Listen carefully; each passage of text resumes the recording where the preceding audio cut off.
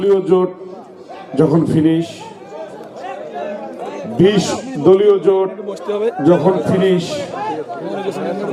সর্বশেষ ঐক্যফ্রন্ট ছিল সেটাও যখন ফিনিশ, আর পরিষ্কার 24-এর 5ই আগস্টের পরে বুঝলাম জামাত কোন জিনিস। আজকে মিরগঞ্জের এই ধানের শীষের আয়োজনে, মিরগঞ্জ ইউনিয়নের আয়োজনে ধানের শীষের কান্ডারি জনাব আলহাজ চৌধুরীর এই নির্বাচনী জনসভার সম্মানিত সভাপতি, এখানে উপস্থিত বাংলাদেশ জাতীয়তাবাদী দলের জেলা এবং উপজেলার আমার পিতৃসহ নেতৃবৃন্দ, অঙ্গ সহযোগী সংগঠনের নেতৃবৃন্দ ও প্রাণ প্রিয় মিরগঞ্জবাসী, সবাইকে আমার সালাম, আসসালামু আলাইকুম। এবং সনাতনী ভাইদের প্রতি রইল আদাব এবং শুভেচ্ছা। সময় নাই, প্রার্থী আছেন, জলঢাকার মেয়র আছেন, ওনারা কথা বলবেন। আমি দুইটা কথা বলতে চাই। এক হচ্ছে মিরগঞ্জের যে যুব সমাজ, এরা সকল বিষয় অ্যাক্টিভ। আমি যতটুকু পারছি অতীতে তোমাদের সাথে ছিলাম, এখনো আছি যেরকম, ভবিষ্যতে ইনশাল্লাহ থাকবো, আমার আব্বা নির্বাচিত হোক কিংবা না হোক। আর দ্বিতীয় কথা হচ্ছে সনাতনী ভাইদের জন্য, 2014 সালে এই খালেদা জিয়ার আস্তিনে, খালেদা জিয়ার শাড়ির নিচে যে দলটা বেড়ে উঠেছে জামাত ইসলাম, তারা কিন্তু একসাথে ছিল। কই সনাতনী ভাইরা? 14 সালে আটকে দিতে পারছে আপনাদের ভোট? 18 সালে পারছে? আপনারা তো ভয়ের অভিনয় কেন করতেছেন? আপনারা 12 তারিখ সেন্টারে যাবেন, আপনাদের ভোটাধিকার প্রয়োগ করবেন। আপনাদের দিকে যদি কেউ আঙ্গুল তোলে, বাংলাদেশ জাতীয়তাবাদী দল বিএনপি এবং অঙ্গ সংগঠন সহ আমরা সবাই আপনাদেরকে নিরাপত্তা দেব। আপনাদের যদি ঘাম ঝরে, আমাদের রক্ত ঝরবে ইনশাআল্লাহ। এই ধরনের হুমকি ধামকি যদি আপনাদের কোনো পাড়ায় আজকে থেকে এখন থেকে দেয়, দয়া করে একটা ফোন দিবেন। আপনারা ফোন দিয়ে দেখেন কি করি। আপনারা ঘটনা ঘটার পরে ফোন দেন। আমি বেশি কিছু বলবো না। আমাদের শরীরে এক বিন্দু রক্ত থাকা অবস্থায় মিরগঞ্জের কোন সনাতনী ভাইদের বিরুদ্ধে কেউ কোনো কথা বলবে, আঙ্গুল তুলবে, এটা আমরা হইতে দেব না। আপনারা 12 তারিখে সবাই একসাথে সেন্টারে আসবেন, সকাল সকাল আসবেন। ওই যে নাটক শুনতেছি, তারা সকাল সকাল সেন্টারে যাবে, নিজের ভোট দিবে, তারপরে সনাতনী পাড়ায় হুমকি দিবে, অন্যদেরকে ভোট দিতে দিবে না। এই নাটক খালি কি ওনারা একাই বোঝে আর জনগণ বোঝে না? ওই সবার চিন্তা যেখান থেকে শেষ, মহান আল্লাহ রাব্বুল আলামিনের চিন্তা কিন্তু সেখান থেকে শুরু। সবাইকে 12 তারিখের শুভকামনা জানিয়ে, সুস্বাস্থ্য কামনা করে এবং ধানের শীষের বিজয় সুনিশ্চিত করার জন্য আহ্বান জানিয়ে আমার বক্তব্য এখানে শেষ করছি। আসসালামু আলাইকুম ওয়া রাহমাতুল্লাহ। ধন্যবাদ।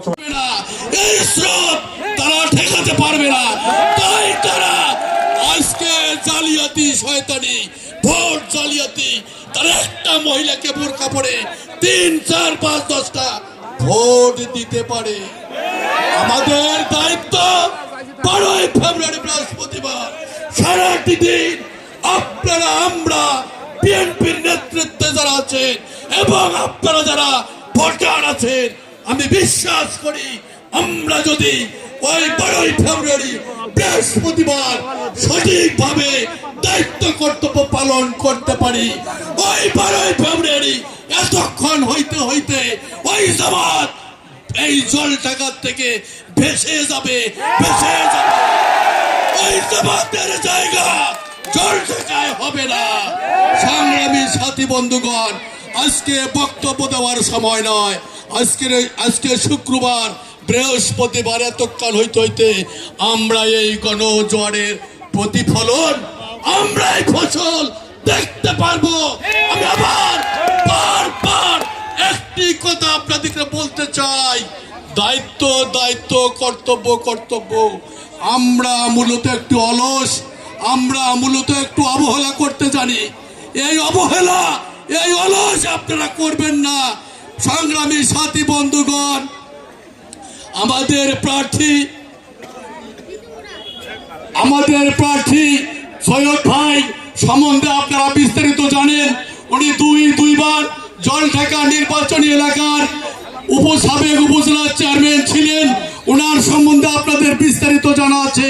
উনার সম্বন্ধে আপনাদের সামনে বেশি কিছু বলার আমার নাই। উনার সম্বন্ধে আপনারা জানেন এবং উনার সম্বন্ধে যথেষ্ট অভিজ্ঞতা এবং উনার আচার আচরণ চলন ফেরন দান দক্ষিণা থেকে শুরু করে সফল 10 বছরের সেই সাবেক উপজেলা চেয়ারম্যান সম্বন্ধে আপনার সব জানা আছে আপনাদের। তাই আগামী বৃহস্পতিবার আমরা বাংলাদেশে তারেক জিয়ার নেতৃত্বে যে গণজোয়ার সৃষ্টি হয়েছে সেই গণজোয়ারে আমরা জলঢাকাকে আমরা এগিয়ে নিয়ে যেতে চাই এবং জলঢাকাকে আগামী বাংলাদেশে তারেক জিয়ার দল বিএনপির নেতৃত্ব এই জলঢাকায় প্রতিষ্ঠা করতে হবে এবং তারেক জিয়ার রাজনীতি এই জলঢাকা প্রতিষ্ঠা করার জন্য আমাদের একটি সুবর্ণ দিন, আমাদের একটি শুভ দিন ওই বৃহস্পতিবার 12 তারিখ। সংগ্রামী সাথী বন্ধুগণ, গোটা বাংলাদেশে ধানের শীষের জয় জয়কার, এই জয় জয়কার 12 তারিখে আমরা জলঢাকায়ও ওই তারেক জিয়াকে সৈয়দ আলী ভাইয়ের ধানের শীষ, ওই তারেক জিয়ার ধানের শীষ প্রতীকে দিয়ে আমরা জলঢাকায় একটি মডেল জলঢাকা গঠন করতে চাই। আরেকটি দল যারা আমাদের প্রতিদ্বন্দ্বিতা করতেছে ওই জামাত ইসলাম, ওই জামাত শিবির চক্র আজকে হিন্দু ভাইদেরকেও আজকে ষড়যন্ত্র করে শুরু করেছে। তারা ওই জামাত শিবির চক্রকে আমাদের আগামী 12 তারিখে আমাদের জবাব দেওয়ার জন্য এবং ওই জামাত শিবিরকে তাদের সন্ত্রাসী, তাদের হুমকি ধামকি যে কোনো কার্যক্রম আমাদের রুখে দাঁড়াতে হবে এবং 12 তারিখ ধানের শীষ প্রতীকের জন্য আমরা একতাবদ্ধ হয়ে আমরা সকলে কাজ করব এই আশাবাদ ব্যক্ত।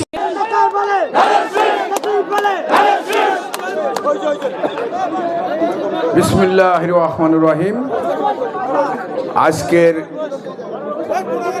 এই নির্বাচনী জনসভার সম্মানিত সভাপতি উপস্থিত আছেন আমাদের বিএনপির জেলা উপজেলা ইউনিয়ন নেতৃবৃন্দ, আরও উপস্থিত আছেন সকল অঙ্গ সংগঠনের নেতৃবৃন্দ, সামনে উপস্থিত আছেন মিরিগঞ্জের প্রাণপ্রিয় ভাই ও সনাতনী ভাইরা, সবাইকে আমার সালাম ও সনাতনী ভাইদেরকে আদাব। আজকে একটা কথাই আমি বলতে চাই যে এই যে নির্বাচনী আমরা পথসভা হিসাবে ঘোষণা করি, কিন্তু আজকে কয়েকদিন থেকে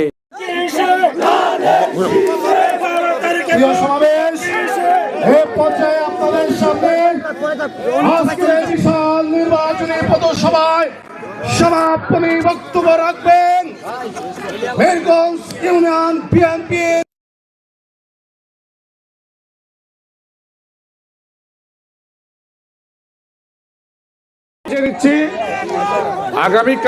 আগামীকাল 1:20 নীলফামারী বড় মাঠে আমাদের দলের চেয়ারম্যান দেশনায়ক জনাব তারেক রহমান উনি ল্যান্ড করবেন এবং নীলফামারীর জনসমাবেশে উনি বক্তব্য রাখবেন। আমরা বিভিন্ন ইউনিয়নে আমাদের গাড়িগুলো চেষ্টা করব সকাল 10টার মধ্যে পাঠানোর এবং আপনারা দয়া করে 10:30টার মধ্যে কোথায় কিভাবে যাবেন ইউনিয়ন নেতাদেরকে নির্দেশনা দেওয়া হবে ইনশাআল্লাহ। সকাল 10:30টায় প্রত্যেক ইউনিয়ন থেকে গাড়িগুলো ছাড়বে, আমরা ইউনিয়ন নেতাদেরকে জানাই দেবো ইনশাআল্লাহ। জি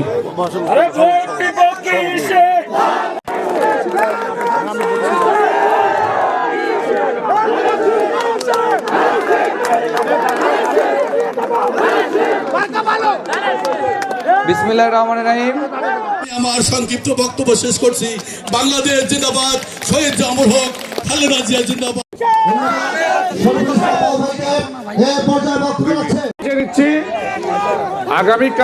আগামীকাল 1:20 নীলফামারী বড় মাঠে আমাদের দলের চেয়ারম্যান দেশনায়ক জনাব তারেক রহমান উনি ল্যান্ড করবেন এবং নীলফামারীর জনসমাবেশে উনি বক্তব্য রাখবেন। আমরা বিভিন্ন ইউনিয়নে আমাদের গাড়িগুলো চেষ্টা করব সকাল 10টার মধ্যে পাঠানোর এবং আপনারা দয়া করে 10:30টার মধ্যে কোথায় কিভাবে যাবেন ইউনিয়ন নেতাদেরকে নির্দেশনা দেওয়া হবে ইনশাআল্লাহ। সকাল 10:30টায় প্রত্যেক ইউনিয়ন থেকে গাড়িগুলো ছাড়বে, আমরা ইউনিয়ন নেতাদেরকে জানাই দেবো ইনশাআল্লাহ। জি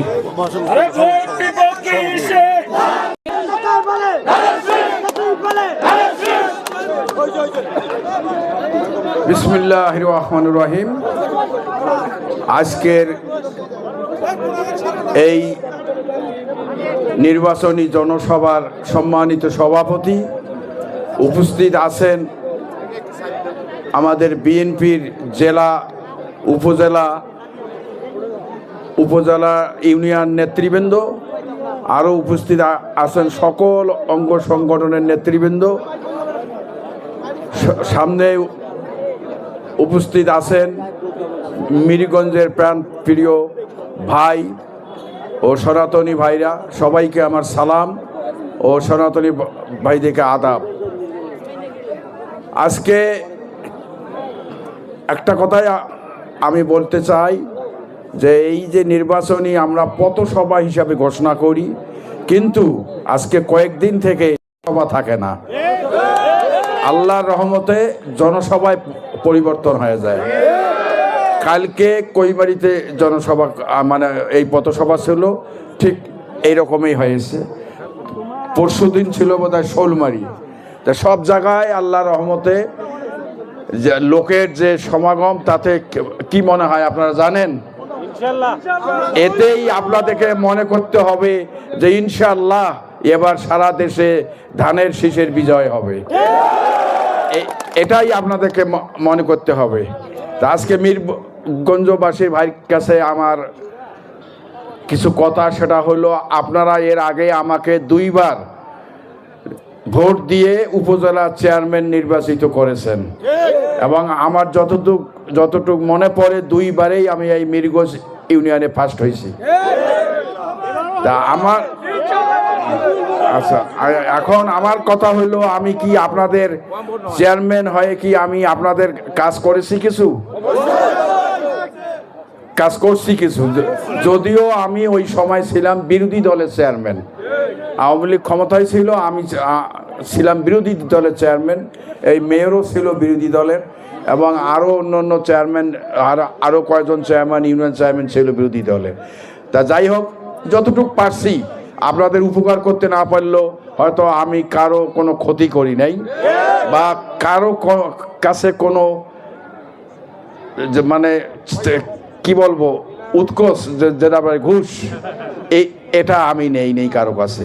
যদি পারছি, যতটুকু পারছি আমি উপকার করছি বা করার চেষ্টা করছি। তা ইনশাল্লাহ আমার কথা হলো, এবারে আমি চেয়ারম্যানিতে তো দাঁড়াই নাই, এমপি দাঁড়াইছি। তা দেশের উন্নয়নমূলক কাজগুলো এমপিরাই করে, তাদের ক্ষমতা। তা আমি আপনাদেরকে কথা দিচ্ছি, ইনশাআল্লাহ আপনারা যদি আমাকে এমপি নির্বাচিত করেন, আমি শুধু আপনাদেরই কাজ করব। আমার নিজের কোনো কাজ নাই। এই যে এখানে কিছু কাজের তালিকা দিছে, মিরগঞ্জ ইউপির 4 নম্বর ওয়ার্ডের পূর্ব শিমলবাড়ি রাঙ্গামাটি রাস্তাটির অবস্থা বেহাল, রাস্তা পাকা করার আহ্বান। তারপরে কালকাট বজুর মোড় থেকে হিন্দুপাড়া পর্যন্ত রাস্তা, মিরগঞ্জ হাটের কাজ, পুলিশ ক্যাম্প ও সাব রেজিস্ট্রি অফিসের বিল্ডিং। আমি এগুলা পেয়ে আমি নিজে লজ্জা পাচ্ছি। কেননা আমি যদি এমপি হই তাহলে তো আমার কাজে হবে এইগুলা। আমি খুঁজি বাইর করব এবং আমি নিজে যে দেখব যে এই ইউনিয়নে কোন কাজগুলো আগে করতে হবে। এটা তো আমার দায়িত্ব হয়ে যাবে তখন। তা আমি ঠিক আছে, আমি এই মিরগঞ্জ ইউনিয়নের যেসব কাজ আমি আপনাদের কথা দিচ্ছি, এগুলা হবে ইনশাআল্লাহ। আর এগুলা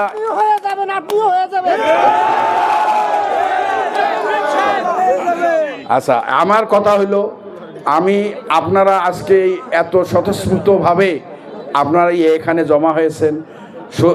কেন জমা হয়েছেন? আপনারা আমার কথা শোনার জন্য, আমার দলীয় নেতাদের কথা শোনার জন্য এবং আগামী 12 তারিখের নির্বাচনে আপনাদের রায় দিবেন, এইটা প্রমাণ করার জন্যই আপনারা এখানে জমা হয়েছেন। তাছাড়া তো অন্য কিছু না। তা আমি সময় নাই আর বেশি কিছু বলবো না। আমি একটা কথাই আপনাদেরকে বলবো, আমি আপনাদেরকে কথা দিচ্ছি, আমাদের সামনে ওয়াদা করতেছি যে ইনশাআল্লাহ আমি আপনাদের কাজ করব।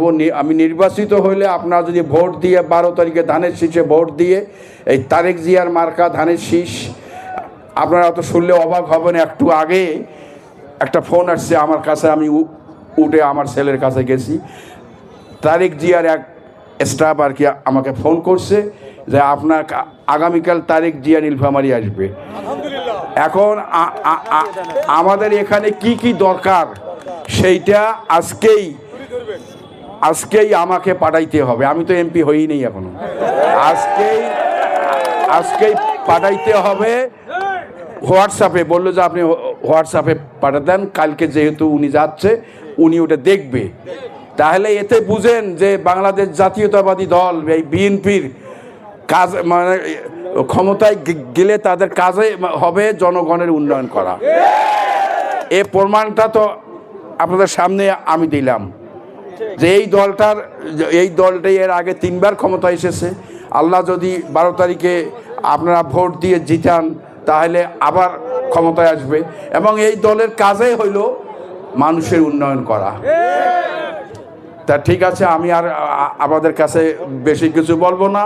আমি আপনাদের কাছে আবারও অনুরোধ করব, আগামী 12 তারিখে আমাকে ধানের শীষ মার্কায়, তারেক জিয়ার ধানের শীষ মার্কায়, বেগম খালেদা জিয়ার ধানের শীষ মার্কায় ভোট দিয়ে জয়যুক্ত করে আমাকে সংসদে পাঠাবেন, শুধু আপনাদের খেদমত করার জন্য।